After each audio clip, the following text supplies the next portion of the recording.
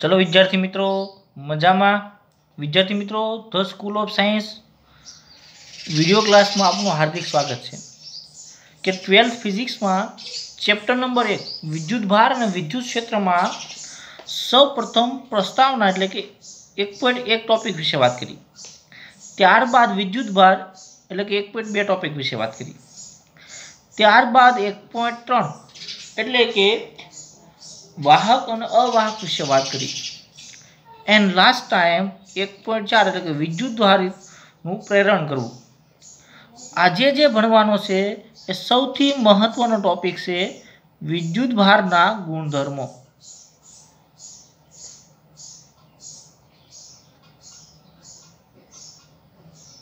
शेना विषे बात करी छे मित्रों मारे विद्युत भारना बेजिक गुणधर्मो विषे। मोस्ट इम्पोर्टंट शेना माटे जी नाम आपो तो जी, नीट नाम आपो तो नीट, गुजकेट नाम आपो तो गुजकेट और बोर्ड नाम आपो तो बोर्ड। मोस्ट इम्पोर्टंट विद्युत भारना बेजिक गुणधर्मो एक एमसीक्यू मेजोरिटी एग्जाम में पूछातो होय छे। ओके तो चलो मित्रों प्रवेश करिए विद्युत भारना बेजिक गुणधर्मो। तो गुणधर्मों में सादा गुणधर्मो विषे बात करिए कि सौ प्रथम विद्युत भार विषे प्राथमिक माहिती मेळवी। कया कया प्रकारनी कि विद्युत भारना मूलभूत रीते बे प्रकार होय, एक धन विद्युत भार और बीजो आवे छे मित्रों ऋण विद्युत भार। त्यारबाद आजे कोई पदार्थ से एनी अंदर जे विद्युत भार होय आ रीतना तो ए विद्युत भारनु परिमाण समझो खास। विद्युत भारनु जे परिमाण से आ विद्युत भार से एमनु परिमाण ए द्रव्यनी अंदर जे बे विद्युत भार रहेला होय एमना वच्चेनु अंतर नी सरखामणीमां खूब ज नानुं होय। धारो के विद्युत भारनु परिमाण 1 हो, अंतर 1 r कहूं तो अंतर खूब वधारे होय कोना करता परिमाण करता तो ए विद्युत भार से बिंदुवत विद्युत भार बनी जशे मित्रों। अने आपणे जे वात करवानी छे ए बिंदुवत विद्युत भारनी वात करवानी छे। शेनी वात करवानी छे मित्रों बिंदुवत विद्युत भार। तो बिंदुवत विद्युत भार एटले कि विद्युत भारनु जे द्रव्य छे विद्युत भारनु परिमाण ए बे वच्चेना अंतरनी सरखामणीमां केवुं खूब नानुं होय એટલે अंतर केवुं छे खूब मोटुं कोना करता परिमाण करता। ओके तो चलो प्रवेश करिए गुणधर्मो। तो गुणधर्मों में सौ प्रथम आपणे सरवाळा विषे बात करशुं। त्यारबाद संरक्षण विषे बात करशुं एंड लास्ट में क्वॉन्टमीकरण विषे भणशुं। तो विद्युत भारना मूलभूत 3 गुणधर्म थया विद्युत भारनो बेजिक सरवाळो, विद्युत भारनु संरक्षण थवुं अने विद्युत भारनु क्वॉन्टमीकरण। तो चलो मित्रों हवे टॉपिक में एंट्री करिए विद्युत भारना सरवाळो अथवा विद्युत भारोनो सरवाळो। ओके ओके तो विद्युत भारोनो जे सरवाळो छे ए बेजिक सरवाळानी मददथी थाय छे। जे बेजिक सरवाळानो नियम छे ए ज नियम विद्युत भारोना सरवाळा माटे वापरी शकाय। एक्जाम्पल तरीके धारो के विद्युत भार Q1 और Q2 बंने ने एड करवा छे अथवा बंने ने मारे एक जगह उमेरवा छे तो सीधो मित्रों सरवाळो थशे एटले के परिणामी वीजभार Q = Q1 + Q2। तो सीधो सरवाळो छे ए कई राशि में थाय याद करो राशिना प्रकार अदिश अने सदिश। आमां दिशा अने मूल्य बंनेनी जरूर पड़े जरा मात्र ने मात्र मूल्य होय तो आमां दिशा विषे कोई उल्लेख थतो नथी।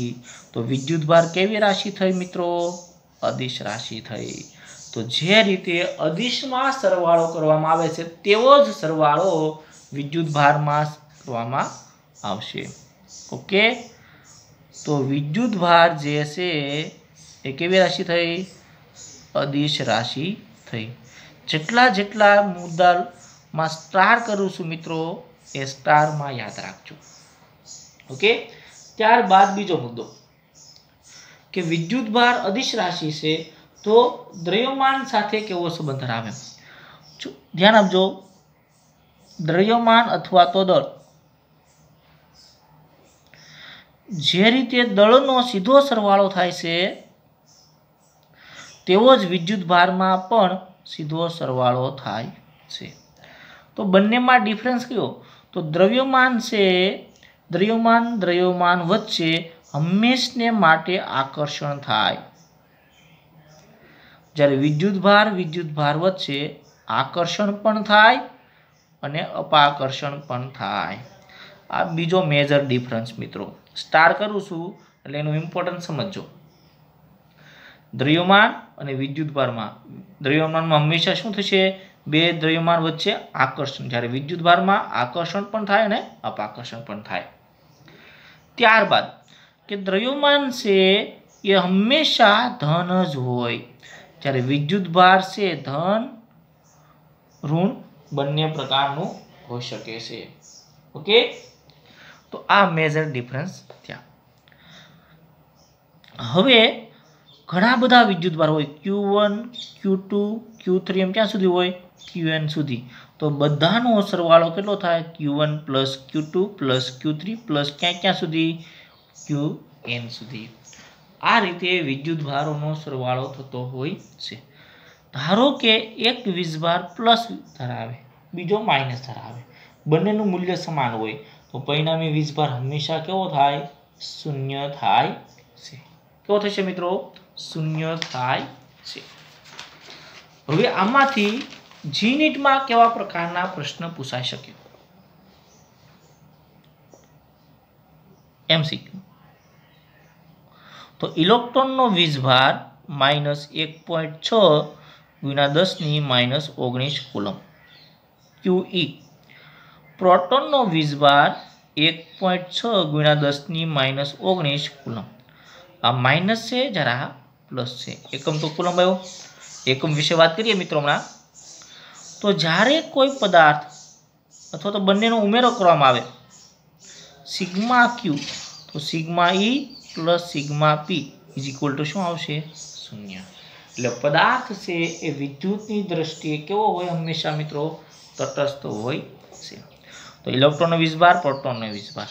તો સાથે સાથે ઇલેક્ટ્રોનનું દ્રવ્યમાન વિશે પણ માહિતી મેળવી લઈએ, પ્રોટોનના દ્રવ્યમાન વિશે પણ માહિતી મેળવી લઈએ.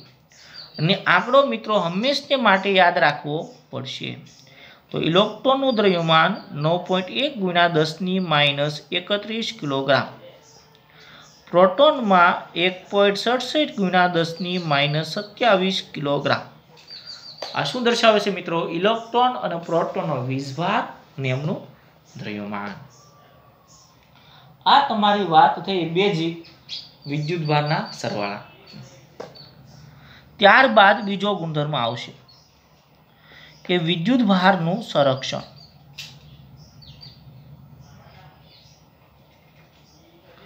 પેલો ગુણધર્મ કયો હતો મિત્રો? વિદ્યુતભારોનો સરવાળો, બેઝિક સરવાળો. બીજો ગુણધર્મ કયો છે? વિદ્યુતભારનું સંરક્ષણ.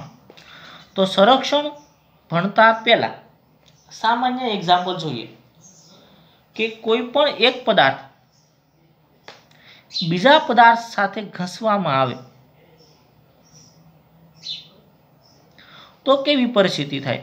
કે પેલો પદાર્થ છે ધન ભારિત બને, તો બીજો પદાર્થ કેવો બનશે મિત્રો? ઋણ ભારિત બને. એનો અર્થ કે પેલા એ 3 ઇલેક્ટ્રોન ગુમાવ્યા તો બીજા એ 3 ઇલેક્ટ્રોન મેળવ્યા. ધન ભારિત તો +3e, ઋણ ભારિત -3e. તો પરિણામી વીજભાર કેટલો થાય? કેટલો થાય? વિદ્યુતની દ્રષ્ટિએ તટસ્થ રહેશે. એનો અર્થ એવો થયો કે જ્યારે બંનેને ઘસ્યા પહેલા શૂન્ય હતો, જ્યારે ઘસવામાં આવે ત્યારે જેટલો વિદ્યુતભાર અહીંથી સ્થાનાંતર થયો અથવા અહીંથી જેટલો ગુમાવ્યો એટલો જ અહીં મેળવો હોય, એટલે કુલ કેવો થાય? શૂન્ય થાય છે. આ વિદ્યુતભારનું શું દર્શાવે? સંરક્ષણ દર્શાવે છે. હજી બીજી પ્રક્રિયા જોઈએ કે કોઈ અલગ કરેલું તંત્ર છે અથવા તો બોક્સ છે, આ ટાઈપનું પેટી લઉં છું મિત્રો, આ ટાઈપની, એની પર જ્યારે કોઈ વિકિરણ ફોટોન આપાત થાય છે, જેવું અંદર આપાત થયું એટલે અંદર ઇલેક્ટ્રોન અને પોઝિટ્રોન અથવા તો ઇલેક્ટ્રોન અને પ્રોટોનનું જોડકું ઉત્પન્ન થાય છે. શેનું જોડકું ઉત્પન્ન થયું મિત્રો? ઇલેક્ટ્રોન અને પ્રોટોનનું જોડકું ઉત્પન્ન થયું. જો શરૂઆતમાં કેવું હતું? કિરણ હતું, એટલે કુલ વીજભાર કેવો હોય? શૂન્ય. જોડકું ઉત્પન્ન થયું, પાછું કેવું નીકળશે? બહાર નીકળશે. કિરણ બહાર નીકળ્યું, વીજભાર કેટલો હશે? ક્યુ. તો અંદરના બહારના વિસ્તારમાં કુલ અંદરના વિસ્તારમાં કેટલું છે? ધ્યાન આપો. ઇલેક્ટ્રોન એટલે -1.6 × 10⁻19, પ્રોટોન એટલે 1.6 × 10⁻19, કુલ વીજભાર 0. તો એના પરથી મિત્રો આપણે એવા નિયમ ઉપર આવી જઈએ કે વિદ્યુતની દ્રષ્ટિએ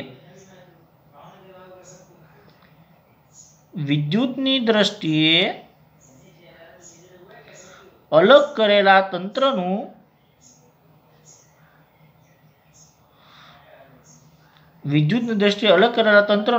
અથવા તંત્રનું વિદ્યુતભાર અચળ હોય છે. અલગ કરેલા તંત્રનો વિદ્યુતભાર, તંત્રનો વિદ્યુતભાર હંમેશા કેવો હોય? અચળ હોય છે.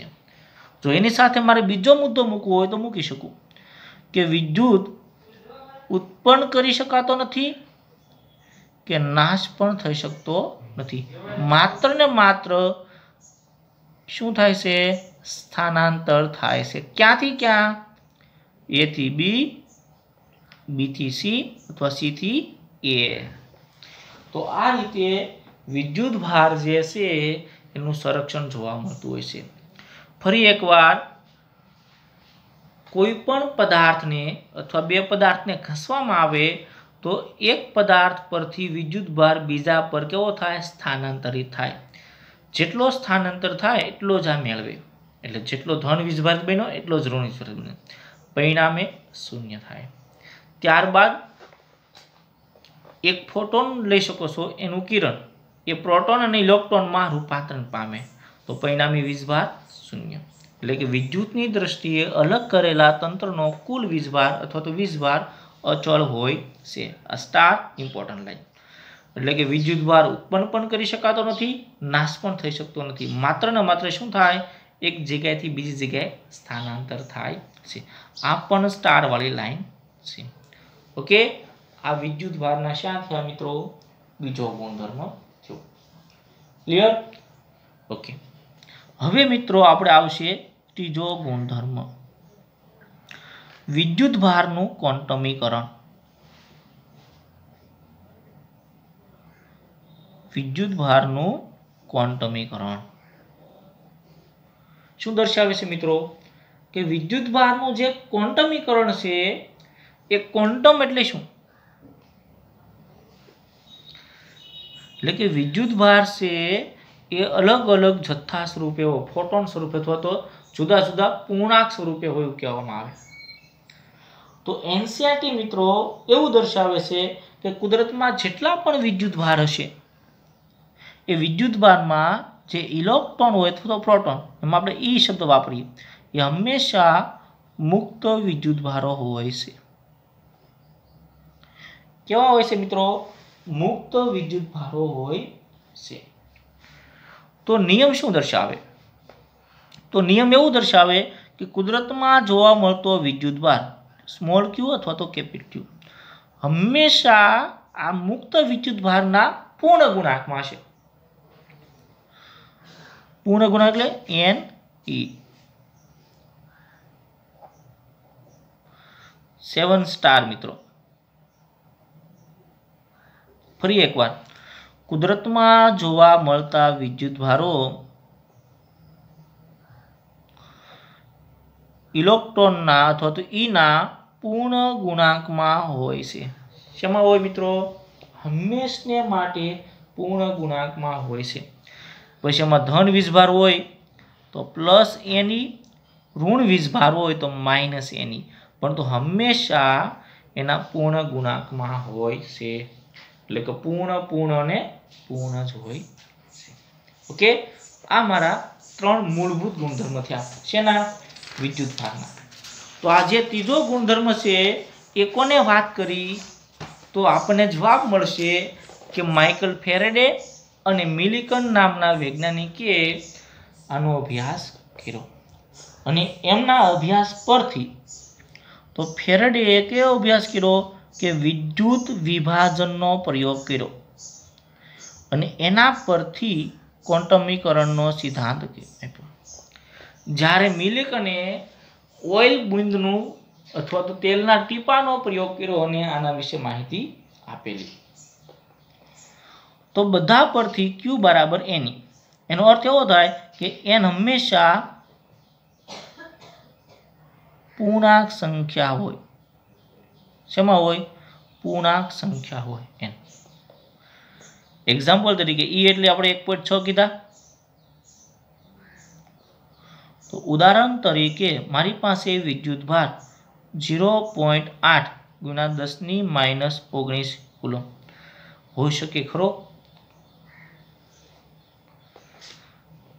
તો આ ખરેખર કેટલા થયા કે 1.6 ગુણ્યા 10⁻⁻19 ના છેદમાં 2 એટલે 0.8। એનો અર્થ એવો થયો કે આ વીજભાર કેવો હશે? અડધો હશે। તો રોજિંદા જીવનમાં ક્યારેય આ વસ્તુ શક્ય છે નહીં। એના બદલે જો 3.2 હોત, કેટલા હોત? 3.2। જેટલા પણ વીજભાર હોય, જેટલો પણ વિદ્યુતભાર આપે એને 1.6 વડે ભાંગવાના।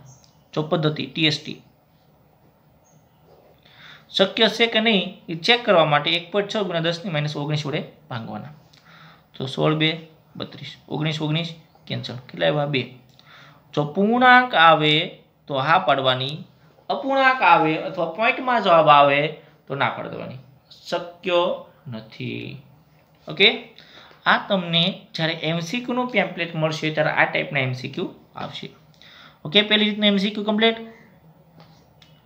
પહેલી પદ્ધતિ કયો? પૂર્ણાંક સ્વરૂપે। એના બદલે ધારો કે આવી ટાઈપ છે 4.8 ગુણ્યા 10⁻18।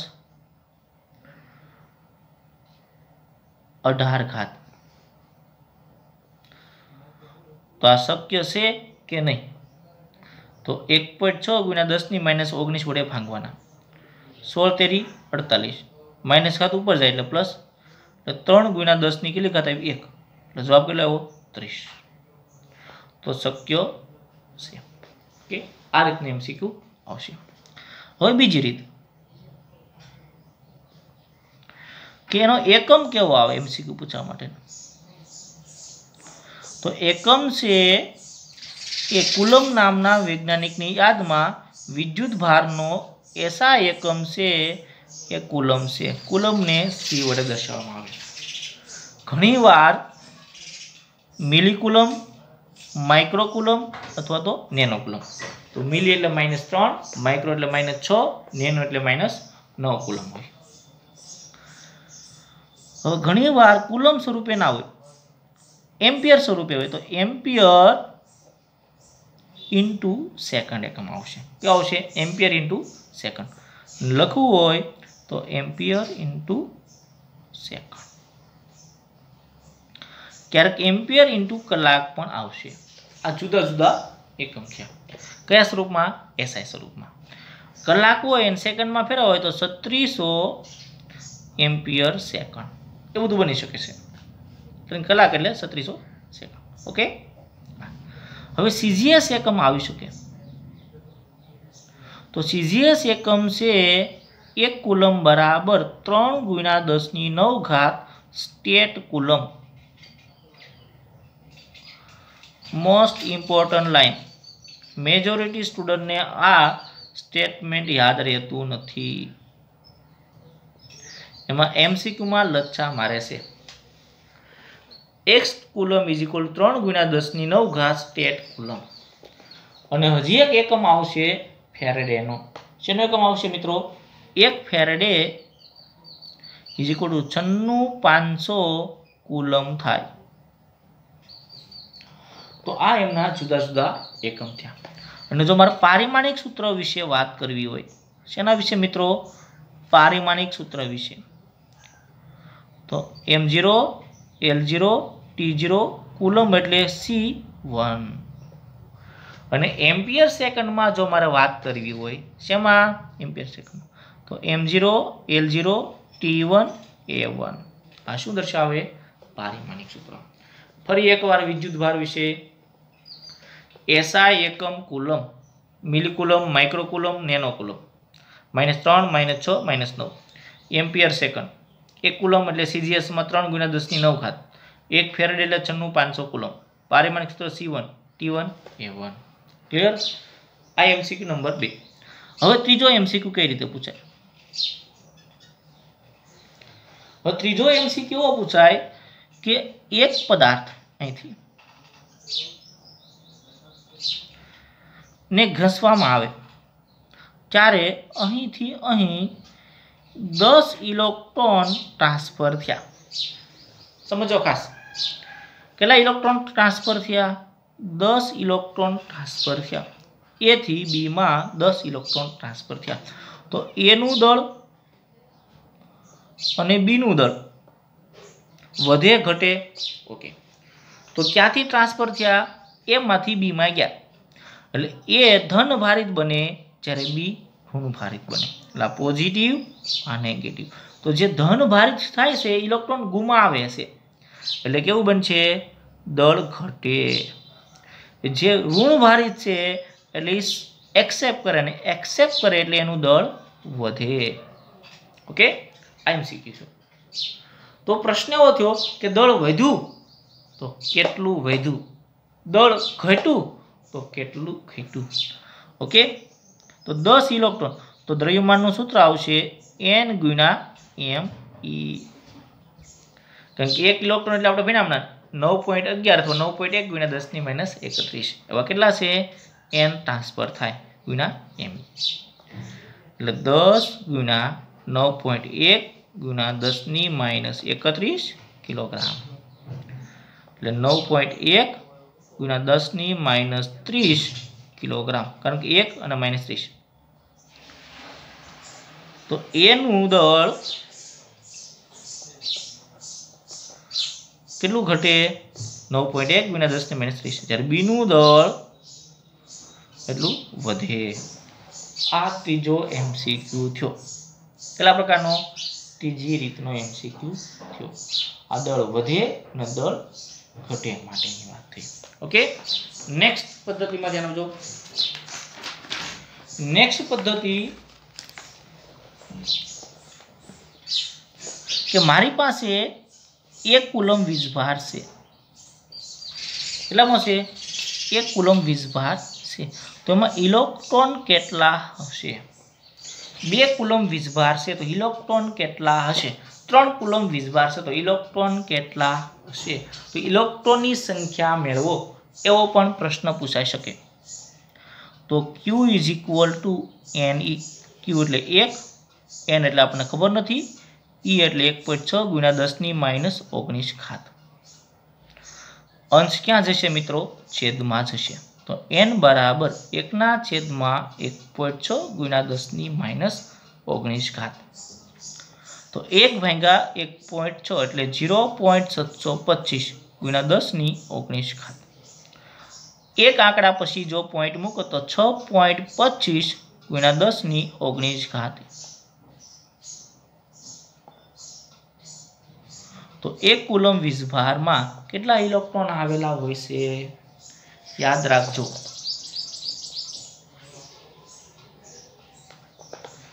6.25 × 10⁻18 એટલે 1 ઘાત ઘટે 18 ઘાત ઇલેક્ટ્રોન થાય. કેટલા થાય? તો જ્યારે 1 કુલમ વીજભાર હોય તેમાં એટલા વિદ્યુતભાર છે ટ્રાન્સફર થાય. ચોથું, પાંચમો MCQ મિત્રો કે વિદ્યુતભારની વ્યાખ્યા આપો. Very good question. આ વાયવામાં પૂછી શકાય અથવા તો ક્વેશ્ચન પૂછી શકાય પ્રાયોગિક એક્ઝામ દરમિયાન, વિદ્યુતના પ્રેક્ટિકલ દરમિયાન. તો વિદ્યુતભાર એટલે આપણે જોયું કે ક્યુ બરાબર એમ્પિયર સેકન્ડ એટલે IT, આ સૂત્ર બની ગયું I બરાબર Q બાય T, જે આપણે ત્રીજા ચેપ્ટરમાં ભણશું. તો Q બરાબર IT એટલે કે 1 સેકન્ડમાં જો 1 એમ્પિયર જેટલો વિદ્યુત પ્રવાહ પસાર થાય કોઈ વાહક તારમાંથી તો 1 કુલમ વીજભાર કહેવામાં આવે. કોઈ વાહક તારમાંથી 1 સેકન્ડમાં 1 એમ્પિયર પ્રવાહ પસાર થાય તો તેમનો વિદ્યુત ભારને શું કહેવાય? 1 કુલમ કહેવામાં આવે છે. અથવા તો 1 સેકન્ડમાં કેટલા ઇલેક્ટ્રોન પસાર થાય? 6.25 × 10⁸ ઇલેક્ટ્રોન પસાર થાય તો તેમને શું કહેવાય? 1 કુલમ વીજભાર કહેવામાં આવે છે. આ તમારી 5મા MCQ બનાવવાની રીત થઈ. 6થો MCQ કઈ રીતનો પૂછાય? કેટલા MCQ મિત્રો? 6થો MCQ કઈ રીતનો પૂછાય? ધ્યાન આપજો કે પાણી છે H2O, CO2 છે, એમાં કેટલા ઇલેક્ટ્રોન હોય? તો H નો 1 ઇલેક્ટ્રોન, બીજા H નો 1 અને ઓક્સિજનના 8 ઇલેક્ટ્રોન. તો ટોટલ કેટલા આવશે? 10 ઇલેક્ટ્રોન.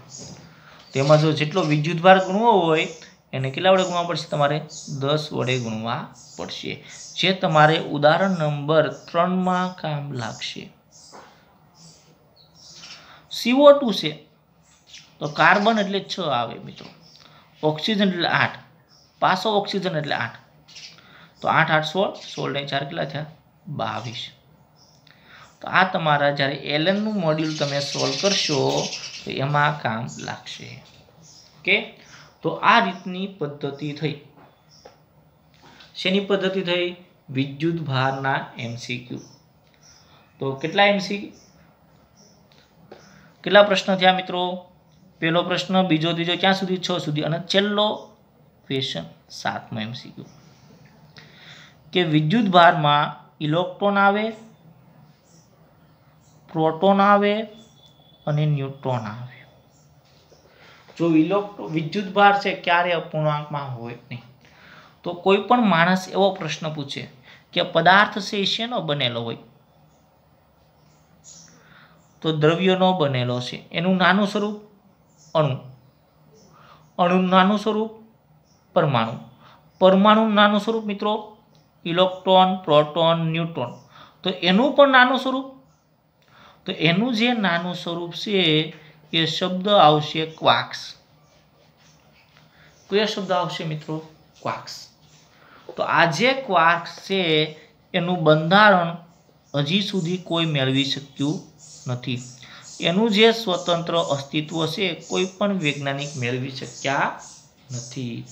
તો તમારા માટે ઓપોર્ચ્યુનિટી છે કે ભવિષ્યમાં કોઈ પણ આ લાઈનમાં રિસર્ચ ક્ષેત્રે આગળ વધો અને ક્વાર્ક્સનું જો સ્વતંત્ર અસ્તિત્વ મેળવી શકો તો ફાયદો થાય. તો મૂળભૂત રીતે ક્વાર્ક્સના પ્રકાર અપ, ડાઉન, એક્સ્ટ્રામાં ટોપ, બોટમ, ચામ આવશે. આપણે વાત કરવાની છે ટોપ અને બોટમ, સોરી અપ અને ડાઉન વિશે. અપ માટે U એટલે કે +1/3, સોરી 2/3, અને ડાઉન માટે -1/3 ઇલેક્ટ્રોન. અપ માટે 2/3 ઇલેક્ટ્રોન અને ડાઉન માટે -1/3 ઇલેક્ટ્રોન. જો ક્વોન્ટમીકરણના સિદ્ધાંતની વિરુદ્ધ જણાય માટે ક્વાર્ક્સને હજી સ્વીકૃતિ મળી નથી સ્વતંત્ર, કારણ કે અસ્તિત્વ જાણી શકાયું નથી. તો પ્રશ્નો પછી ઇલેક્ટ્રોનનું બંધારણ મેળવો કોના આધારે? ક્વાર્ક્સના આધારે. પ્રોટોનનું બંધારણ મેળવો કોના આધારે? ક્વાર્ક્સના આધારે. ન્યુટ્રોનનું બંધારણ મેળવો કોના આધારે? ક્વાર્ક્સના આધારે. તો મારે ન્યુટ્રોનમાં જવું છે. તો ન્યુટ્રોન વિદ્યુતની દ્રષ્ટિએ કેવું થાય? તટસ્થ. એટલે 0 જવાબ આવવો જોઈએ. 0 ક્યારે આવશે? જો અહીં ઉપર 2 છે, અહીંયા 1 છે, તો 2 ડાઉન લ્યો તો -1 -1 એટલે -2 ઉપર પ્લસ, એટલે U ડાઉન ડાઉન એટલે 2/3 -1/3 -1/3. તો જવાબ કેવો આવજો? 0. હવે મારે ઇલેક્ટ્રોન જોતો છે. तो इलेक्ट्रॉन केवो आवे मित्रों माइनस आवे। तो -1 -1 -1 એટલે -3 ના છેદમાં 3 એટલે ડાઉન ડાઉન ડાઉન -1/3 -1/3 -1/3 એટલે -1। અને જો મારે પ્રોટોનનું બંધારણ જોતું હોય તો અપ અપ ડાઉન એટલે 2 ને 2 4 4 માંથી 1 જાય તો વધે 3। તો કેટલામો પ્રશ્ન થયો 7મો ક્વેશ્ચન। ક્વાર્ક્સ માટે ઇલેક્ટ્રોનનું બંધારણ डाउन डाउन डाउन, प्रोटॉन माटे अप अप डाउन ने न्यूट्रॉन माटे यू डाउन डाउन। ओके, तो आ रीते 7 एमसीक्यू से अथवा 7 रीतना प्रश्न से हमेशा माटे पूछाता होय छे।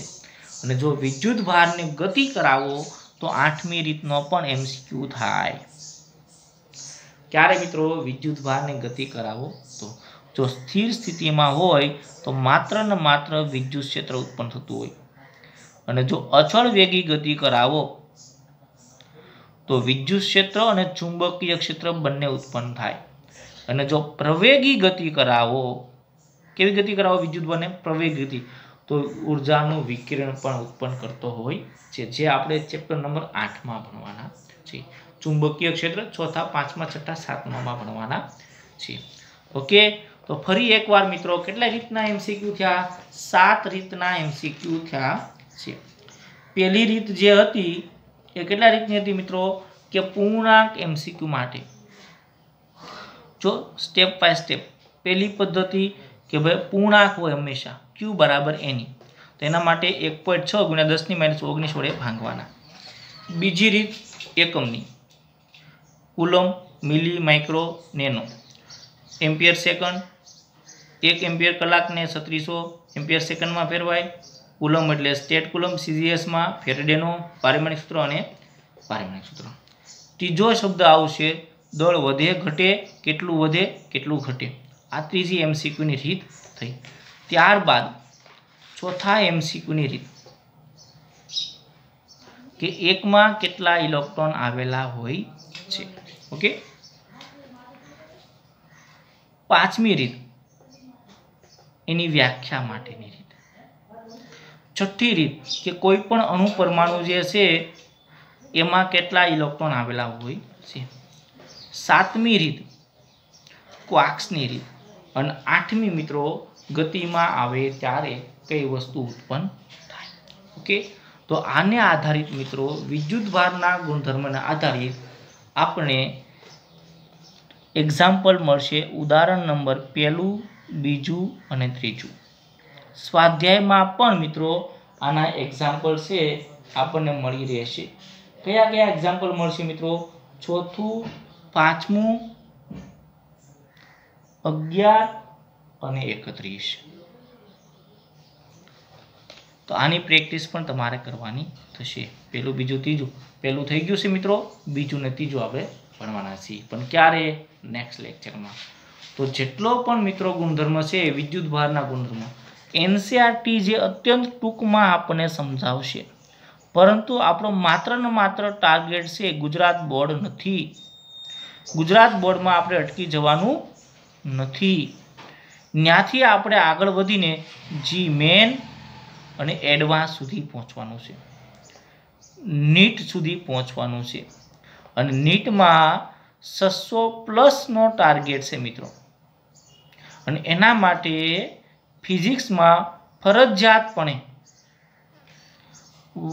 150 અને 160 ની વચ્ચે માર્ક્સ જોશે। જો ફિઝિક્સમાં 150 થી 160 માર્ક્સ આવ્યા એટલે તમે નીટમાં આરામથી 600+ જતા। ओके, थैंक यू मित्रों।